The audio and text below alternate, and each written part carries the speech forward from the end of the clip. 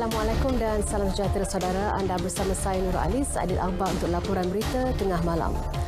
Saudara, Malaysia menyokong penuh keputusan Brunei selaku pengerusi ASEAN berhubung isu perwakilan dari Myanmar pada sidang kemuncak ASEAN ke-38 dan ke-39 serta sidang-sidang kemuncak berkaitan.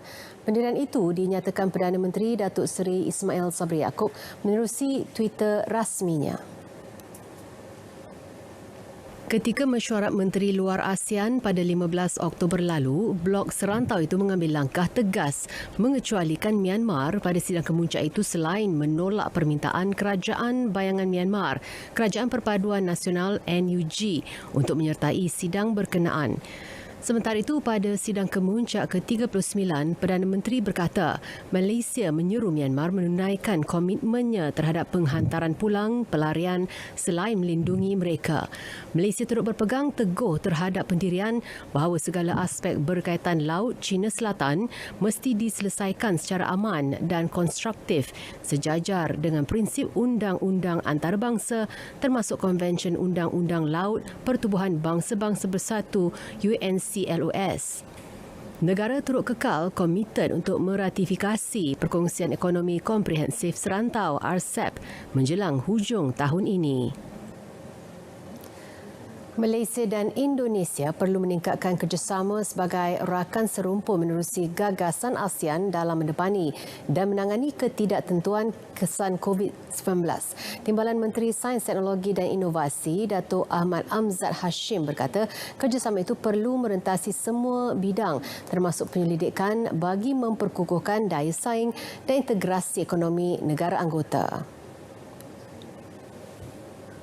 Perkongsian kemakmuran secara kolektif dan inklusif hanya dapat direalisasikan apabila segala ketidaktentuan kesan COVID-19 ditangani secara efektif. Memastikan ekonomi kedua-dua negara kembali berada di landasan yang betul adalah langkah yang sukar tetapi tidak mustahil sekiranya kedua-dua negara serumpun mengenepikan segala perbezaan.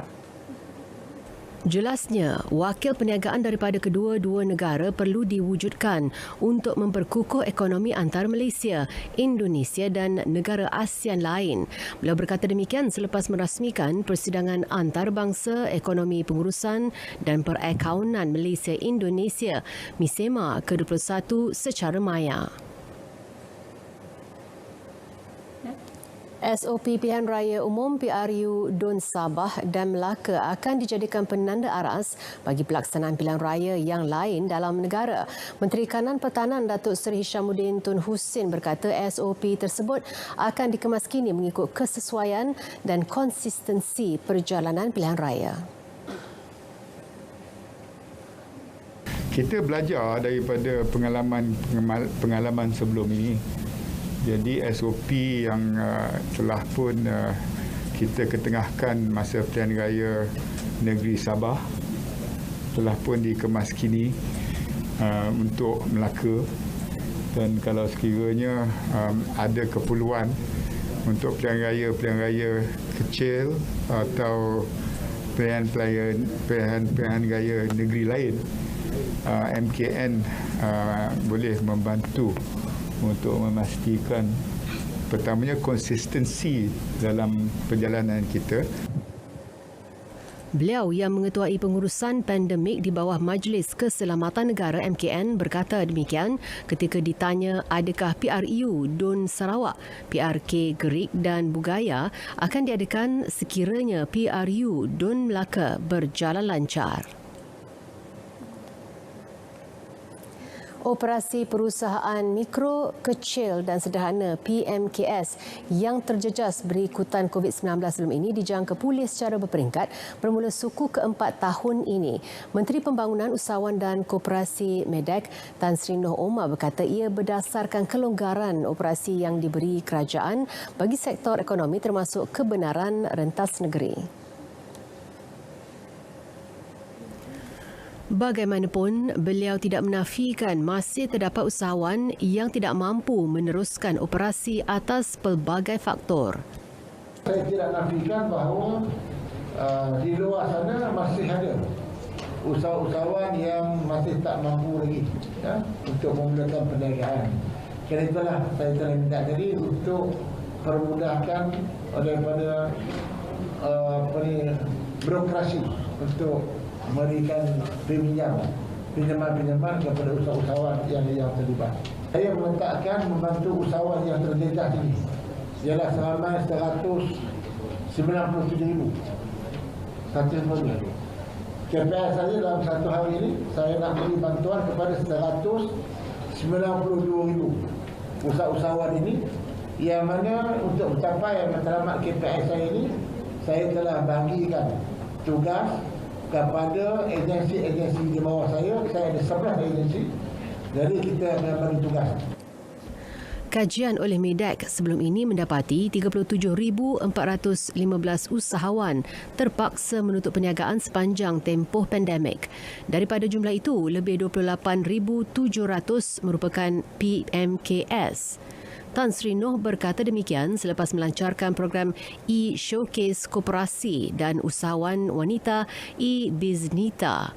Melibatkan 286 usahawan wanita, program julung kali ini mensasarkan 10,000 pengunjung dalam talian dengan nilai jualan berjumlah RM250,000. Seramai 147,705 orang pendatang tanpa izin parti telah berdaftar menerusi Pelan Rekalibrasi Parti sehingga 21 Oktober lalu.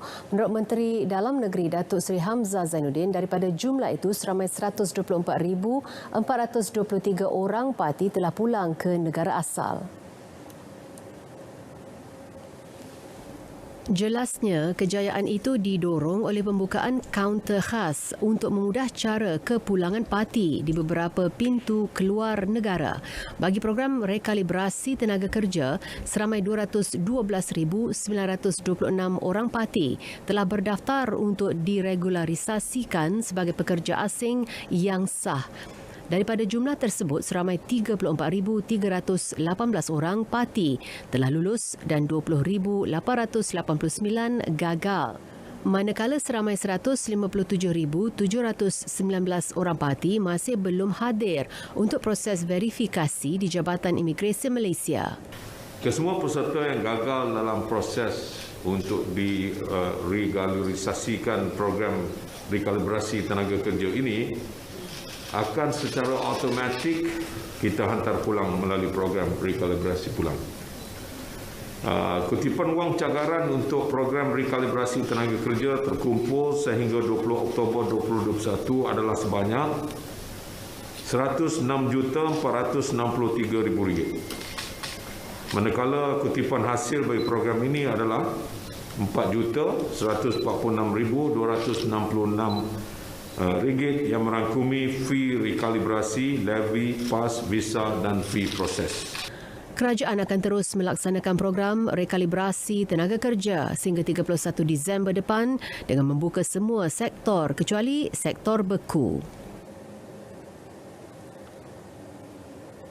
Dalam sidang media sama, Datuk Seri Hamzah memaklumkan pihaknya sedia melakukan siasatan terhadap pegawai tertinggi kerajaan yang didakwa terlibat dalam aktiviti salah laku dan rasuah seperti yang didedahkan satu saluran telegram dinamakan edisi siasat sejak beberapa minggu lalu. Saya baru dengar ni, saya tak tahu pun perkara ni. Walau bagaimanapun segala kesalahan sesiapa saja, kalau ada laporan polis, ada siasatan, kita akan berikan kerjasama lah. Beliau bercakap dalam sidang media selepas mempengerusikan mesyuarat jawatankuasa bersama antara Menteri Dalam Negeri dan Menteri Sumber Manusia mengenai pengurusan pekerja asing di Putrajaya. Jabatan Perkhidmatan Kuarantin dan Pemeriksaan Malaysia MAKIS mengagihkan 11 tan daging sejuk beku yang dirampas di pintu sepadan negara kepada Zoo Negara untuk tujuan pelupusan. Menurut Menteri Pertanian dan Industri Makanan, Datuk Seri Ronald Kendi, produk daging sejuk beku itu merupakan rampasan membabitkan kes dari September hingga Oktober 2021. Usaha ini adalah usaha yang berterusan. Makis merupakan satu agensi penguatkuasaan. Barang-barang makanan yang disita ini disebabkan oleh pelbagai pelanggaran terhadap Akta Makis. Kita lupuskan melalui pemberian kepada jabatan dan agensi yang memerlukan. Jadi kita akan terus bekerjasama dan menyumbang usaha yang dibuat oleh Zoo Negara. Selain Zoo Negara, turut menerima sumbangan tersebut ialah Penjara Marang Terengganu, Penjara Penuh Kuantan Pahang, Penjara Pengkalan Cepa Kelantan, Penjara Macang Kelantan serta wakil dari National Wildlife Rescue Centre NWRC Perak. Datuk Seri Dr. Ronald turut berharap agar sumbangan ini dapat membantu meringankan beban pihak terlibat dalam menampung sumber bekalan makanan haiwan dan ternakan ikan di bawah seliaan mereka.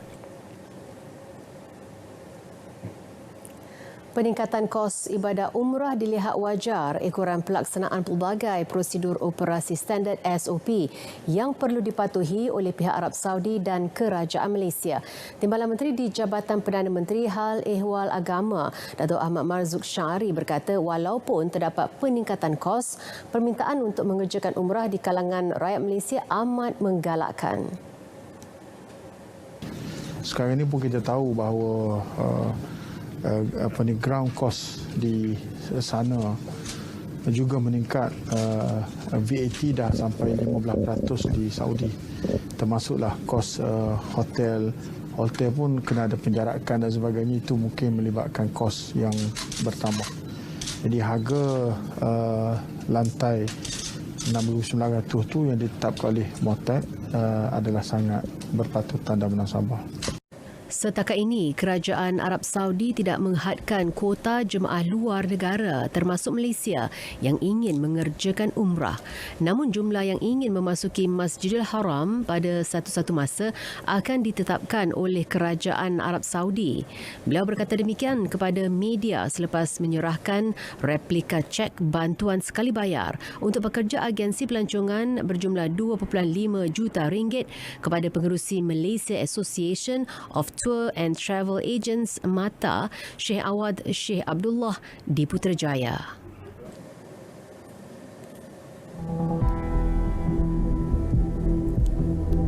COVID-19 memberi impak kepada rakyat. Kisah mereka kami kongsikan. Harapan mereka kami suarakan.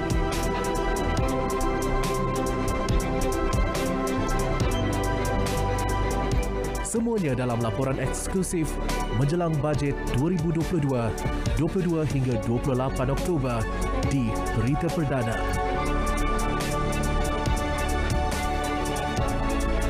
Saya harap kerajaan boleh bantu yang mana-mana buat bisnes tu. Tolonglah bantu kami.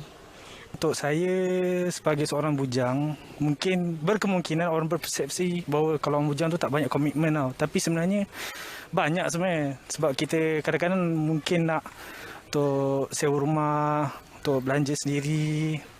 Itulah kalau boleh untuk belanjawan 2022 kalau boleh diperbanyakkan lagi lah untuk golongan bujang. Sebab saya mengharapkan bahawa belanjawan untuk 2022 nanti untuk bawah bil 40 nanti diberikan lebih lagi lah. Okey, saya sebagai ahli keluarga kan, sebagai seorang bapa dan sebagai seorang suami mengharapkanlah pihak kerajaan dapat memberi lebih bantuan M40, B20 untuk B40 untuk melebihkan lagi bantuan lah untuk menyara hidup kami ni. Pasal memang terkesan lah dengan time-time COVID macam ni, memang terkesan banyak yang mungkin bukan saya lah, mungkin orang lain pun ada juga yang macam lebih teruk daripada saya. Saya mengharapkan pihak kerajaan dapat memberikan sumbangan yang lebih lah. Saya harapkan belanjawan yang akan datang contoh macam bantuan kan, so macam boleh lagi naikkan sikit ke. Macam saya seorang suri rumah kan, saya pun bekerja kadang kat rumah, macam kadang duit tu macam kerajaan bagi, so macam saya boleh buat bisnes kecil-kecilan kan. Lagi kadang COVID ni kita tak tahu masa akan datang lama lagi ke, boleh hilang ke tak hilang ke kan. So saya harap kerajaan dapat mempertimbangkan lagi lah.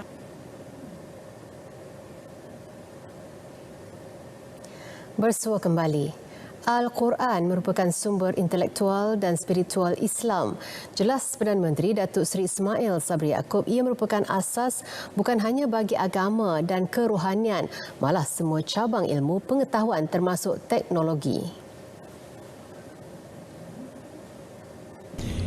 Gabungan Al-Quran dan teknologi dapat memperkuat dan memperjelas sesuatu fakta hujahnya dengan merujuk kepada hadis Nabi, mazhab-mazhab, para sarjana, saintis Islam dan bukan Islam. Perhubungan teknologi dan agama dipandang sebagai perhubungan ruh dan jasad.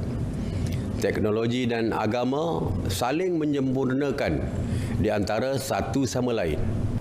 Beliau berkata demikian dalam perasmian penutup Majlis Tilawah Al-Quran Johan-Johan Kebangsaan MTQJK. MTQJK telah diadakan secara maya selama 5 hari bermula pada Jumaat lepas. Seramai 26 qari dan qari'ah Johan Tilawah Kebangsaan dan jemputan khas yang mewakili semua negeri menyertai acara berkenaan. Dalam pada itu, Perdana Menteri turut berharap agar keluarga Malaysia mengambil manfaat dan semangat Al-Quran daripada ayat yang dibacakan. Saya mengharapkan kita semua dapat mengambil manfaat daripada ayat-ayat yang dibacakan dan ibrah yang disampaikan. Dalam meraihkan semangat keluarga Malaysia, qari dan qari'ah dari seluruh negara telah menyertai majlis ini dan telah memberikan komitmen yang terbaik dari awal proses pelaksanaan sehingga selesai majlis ini. Kerajaan Johor akan bekerjasama dengan Universiti Tun Hussein On Malaysia UTHM Batu Pahat bagi mendapatkan khidmat kepakaran mengatasi masalah banjir termenung di daerah itu. Menteri Besar Datuk Hasni Mohamad berkata usaha terkini itu juga dapat meluaskan lagi bidang penyelidikan UTHM terhadap fenomena alam. Dalam hal kita mengatasi soal banjir, so kita ada kepakaran, kita nanti UTHM, kita sediakan peruntukan bagi kajian, bagi menjalankan penyelidikan, bagaimana banjir kilat atau banjir termenung ni dapat kita atasi.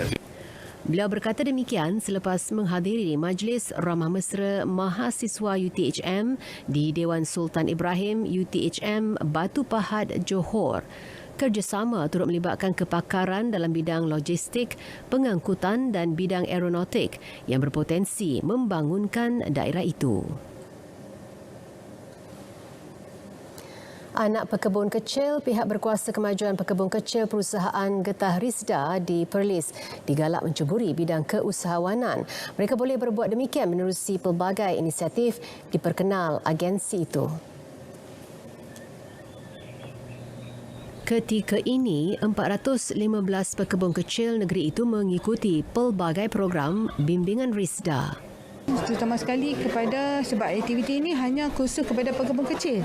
Jadi saya minta sangat mereka ambil peluang ini untuk bila terkesannya pekerjaan contohnya PKP dia kerja di luar.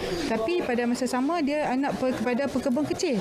Dia boleh menggunakan peluang ini untuk melakukan aktiviti keusahawanan bagi hilang punca pendapatan tadi. Dia ada sampingan yang ini. Beliau terdahulu melancarkan program Pekebun Kecil Makmur peringkat Risda Perlis di Cuping. Lembaga Kemajuan Ikan Malaysia LKIM Perlis kini merekodkan penyusutan pendaratan hasil laut. 25 metrik tan pelbagai jenis hasil laut didaratkan di Kompleks Pendaratan Ikan LKIM Kuala Perlis setiap hari ketika ini berbanding lebih 30 metrik tan sebelum ini. Menurut Exco Negeri Nurul Hisham Yaakob, kekurangan pendaratan ikan disumbang pelbagai faktor. Antaranya tiada awak-awak warga asing untuk tangkapan ikan laut dalam yang dibenarkan memasuki negara. Kalau tanpa mereka ni untuk pekerja-pekerja laut dalam ni tak boleh berjalan lancar. Setakat ini pun untuk bot si ini yang kepunyaan nikmat pun tak boleh operasi lagi. Masalah dah untuk nelayan-nelayan ni. Kekurangan ini berlaku, masalah tu ya, bukan masalah apa. Beliau ditemui pada majlis program Road to Jubli Emas LKIM dan Mafi Prihatin di Jeti Nelayan LKIM Kurung Tengar, Kuala Perlis. 2,144 individu telah mendaftar dan mendapat rawatan sebagai pesakit mental di Pusat Kesihatan Mental Masyarakat Mentari di Terengganu sepanjang tahun lalu. Ia menunjukkan sedikit penurunan dengan 1,797 pesakit mendapatkan rawatan sama sehingga September lalu. Pengarah Kesihatan Negeri, Datuk Dr. Kasemani Embong berkata, sehingga kini terdapat 2 buah mentari di Terengganu iaitu di Wakaf Tapai, Marang dan Hospital Sultanah Nur Zahirah, Kuala Terengganu. Kedua-duanya menawarkan perkhidmatan psikiatri, kaunseling dan psikoterapi kepada individu yang mengalami kemurungan serta pengurusan kes berkaitan tingkah laku bunuh diri. Tak, dia tidak menunjukkan peningkatan kalau kita melihat kepada tahun lepas dan juga tahun ini. Sebab kalau kita melihat, kita memang mengalami masalah COVID ni semenjak tahun lepas. So, dari segi data tidak menunjukkan peningkatan. Beliau berkata demikian kepada pemberita selepas merasmikan sambutan Hari Kesihatan Mental Sedunia peringkat negeri di Kompleks Psikiatri Hospital Sultanah Nur Zahirah, Kuala Terengganu.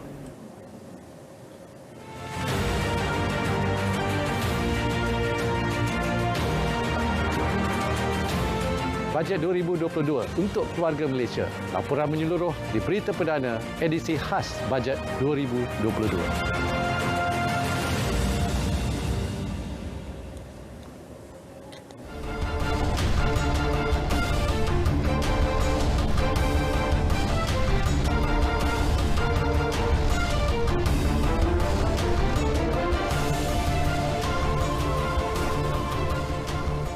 Kita ikuti perkembangan sukan. Badminton terbuka Perancis. Aksi pusingan pertama yang berlangsung hari ini menyaksikan 2 beregu campuran profesional negara mara ke peringkat seterusnya.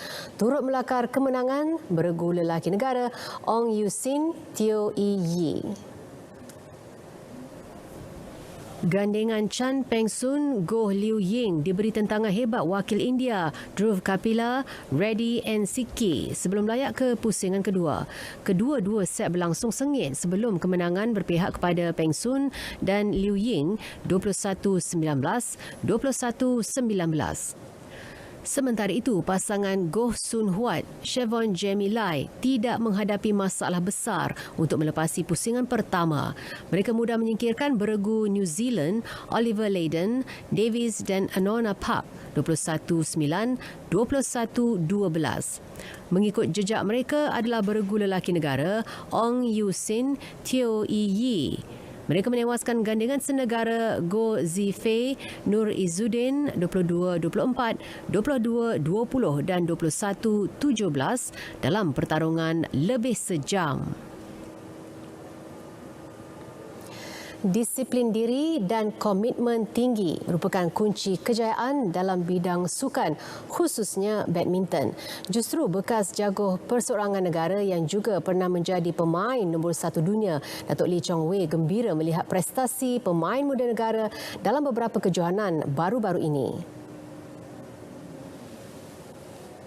Kita baru habiskan Thomas Cup and kita boleh tengok youngster itu memang whole team is a young team. I think this is satu untuk dapat untuk very good experience untuk this young generation lah. And saya harap this is a good opportunity untuk expose dapat good experience. Mungkin ini experience bukan senang mau dapat. Datuk Chong Wei yang juga pemenang pingat perak Olimpik berkata demikian kepada pemberita ketika ditemui selepas istiadat pengurniaan darjah-darjah kebesaran negeri Sabah di Istana Seri Kinabalu yang disempurnakan Yang di-Pertua Negeri Sabah Tun Johar Mahiruddin. Pada istiadat itu, beliau dikurniakan Jaksa Pendamai JP bersama 5 individu lain. Selepas istiadat, Datuk Chong Wei menghadiahkan raket miliknya masing-masing kepada Tun Johar dan isteri, yang mana satu daripadanya pernah digunakan semasa kejohanan Olimpik dan satu lagi digunakan ketika terbuka Malaysia. Dan ini pula menjelang saingan Piala Malaysia yang akan bersambung semula hujung bulan ini. Sebanyak 700 tiket diperuntukkan kepada penyokong Penang FC untuk aksi perlawanan menentang Seri Pahang FC di Stadium Darul Makmur Sabtu ini. Pengurus Besar Penang FC, Jeffrey Chew berkata penyokong skuad Harimau Kumbang boleh membeli tiket perlawanan tersebut secara dalam talian bermula hari ini. Jeffrey turut menasihatkan semua penyokong supaya sentiasa mematuhi prosedur operasi standard SOP serta peraturan masuk dan keluar yang ditetapkan kepada penyokong lawan. Bagi perlawanan menentang pasukan sama di Stadium Bandaraya Pulau Pinang pada 3 November ini pula, tiket dijangka dijual dalam tempoh 48 jam di laman sesawang sama. Katanya daripada kapasiti penuh 20,000 tempat duduk, hanya 5,000 tiket akan dijual bagi mengekang penularan pandemik COVID-19. Bulan lepas, Liga Bola Sepak Malaysia MFL mengesahkan penonton dibenarkan hadir ke stadium bagi menyaksikan perlawanan Piala Malaysia 2021 dengan jumlah penyokong yang dibenarkan adalah mengikut fasa pelan pemulihan negara setiap negeri. Penang FC kini di tangga ketiga kumpulan A dengan hanya satu mata selepas 2 perlawanan. Saudara, berita tengah malam berakhir di sini. Pastikan anda lakukan ujian kendiri COVID-19 sebelum perjalanan rentas negeri. Yang sahih di berita RTM. Saya Nur Alis Aidil Akbar mengucapkan salam hormat dan selamat malam Malaysia.